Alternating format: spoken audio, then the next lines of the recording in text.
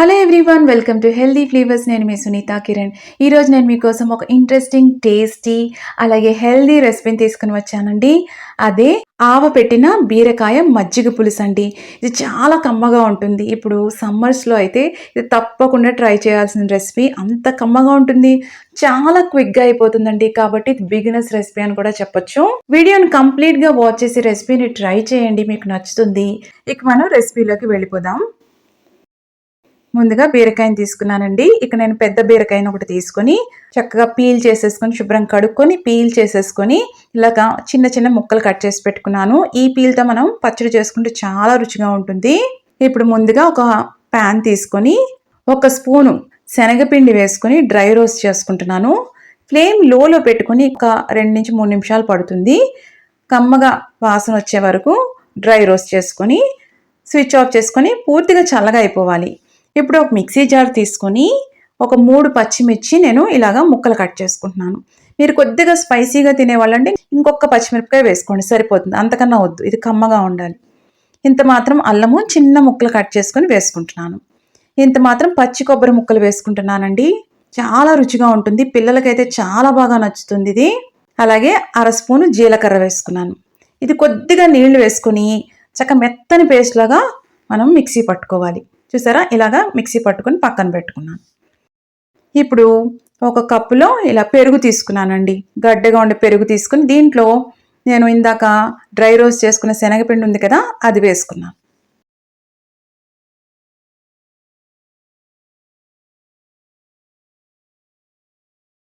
ఇప్పుడు పూర్తిగా కలుపుకుంటూ బ్లెండ్ చేసుకోవాలి. కొద్దిగా వాటర్ వేసుకోవచ్చండి. ఒక 2-3 స్పూన్లు వాటర్ వేసుకొని చక్కగా బ్లెండ్ చేసుకోండి. ఇప్పుడు ఒక కడాయి తీసుకున్నాను. కొద్దిగా మాత్రమే ఆయిల్ పడుతుందండి, ఎక్కువ ఆయిల్ వద్దు, దీనికి బాగోదు. ఆయిల్ బాగా వేడెక్కిన తర్వాత ఒక 1/2 స్పూన్ ఆవాలు, ఇవి చిటపట్లు ఆడాలండి. 1/2 స్పూన్ జీలకర్ర, అలాగే ఒక 1/2 స్పూన్ మినపప్పు, ఒక 1/2 స్పూను శనగపప్పు వేసుకోండి. ఈ పప్పు దినుసులు వేసుకోవడం వల్ల చాలా రుచిగా ఉంటుంది.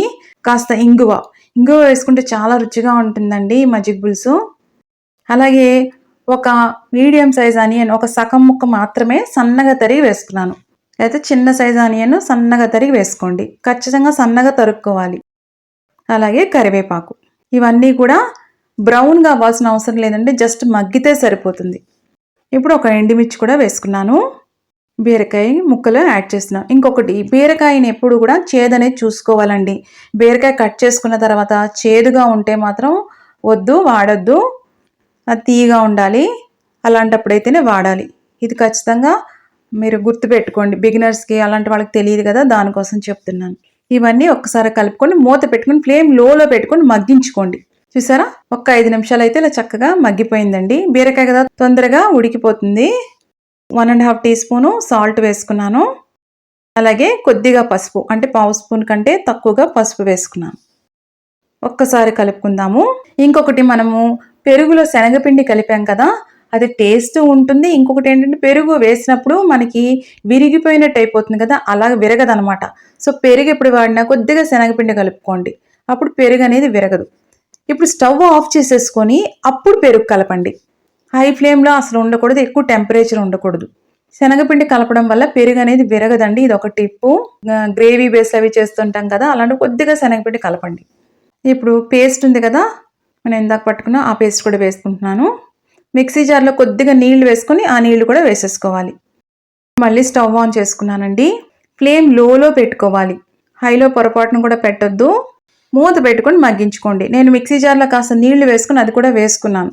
మరీ చిక్కగా దగ్గరకు ఉండకూడదు, అలాగని మరీ పల్చగా ఉండకూడదు. ఇది ఒక 2 నుంచి 3 నిమిషాలు మగ్గించుకుంటే సరిపోతుందండి, ఎక్కువ అవసరం లేదు. ఒకటి మీరు అవసరం పడితే మీకు ఎలా కావాలో దానికి తగ్గట్టుగా మాత్రమే వాటర్ వేసుకోండి, అలాగని మరీ ఎక్కువ వేసుకోవద్దు. రెడీ అయిపోయింది. స్టవ్ ఆఫ్ చేసుకుని పూర్తిగా చల్లగా అయిన తర్వాత కొద్దిగా అండి, 1/2 స్పూన్ కంటే తక్కువగా ఆవాల్ని మెత్తగా పొడిగా దంచుకొని వేసుకోండి. చల్లగా అయినాకే వేసుకోండి, వేడి మీద వేయొద్దు. ఆవపిండి వేసుకున్నప్పుడు వేడి మీద వేస్తే చేదు వస్తుంది అనమాట, అలా మాత్రం చేయొద్దు. ఓకేనా, మనకి రెడీ అయిపోయింది, సర్వ్ చేసేసుకోవడమే. చాలా టేస్టీగా ఉంటుందండి. ఇది అన్నంలోకి బావుంటుంది. ఇంకొకటి జొన్న రొట్టెల్లోకి కూడా రోటీస్ ఇవి ఉంటాయి గదా! మనం హెల్తీగా ఏదన్నా ఒక మంచి వెజిటబుల్ తినాలి అనుకున్నప్పుడు, వెజిటబుల్ ఎక్కువ తినాలి అనుకున్నప్పుడు ఇది పర్ఫెక్ట్ చాయిస్ అండి. సమ్మర్స్‌లో కూడా ఇప్పుడు చాలా వేడిగా ఉంటుంది కదా! అలాంటప్పుడు ఇలా కమ్మగా తింటే నోటికి కూడా చాలా బావుంటుంది. రిఫ్రెషింగ్‌గా ఉంటుంది. తప్పకుండా ట్రై చేసి ఎలా వచ్చిందో కామెంట్స్‌లో పెట్టండి. మీకు గనక ఈ రెసిపీ నచ్చినట్టయితే లైక్ చేయండి, షేర్ చేయండి. ఇలాంటి ఇంట్రెస్టింగ్ రెసిపీస్ కోసం హెల్తీ ఫ్లేవర్స్ ఛానల్‌ని సబ్స్క్రైబ్ చేసుకోండి. నేను రైస్‌తో సర్వ్ చేశాను. అప్పడం కాంబినేషన్‌తో. చాలా రిఫ్రెషింగ్‌గా, కమ్మగా ఉంటుందిది. వెజిటబుల్ కూడా ఎక్కువ తింటాం మనం ఇలాంటి రెసిపీస్ ట్రై చేయడం వల్ల. కొద్దిగా ఆవపిండి వేశాం కదా! ఆ ఫ్లేవర్ కూడా చక్కగా తెలిసి చాలా కమ్మగా ఉంటుంది. తప్పకుండా ట్రై చేయండి. మళ్ళీ మరొక ఇంట్రెస్టింగ్ రెసిపీతో మిమ్మల్ని కలుస్తాను. అంతవరకు stay healthy, happy. Thank you.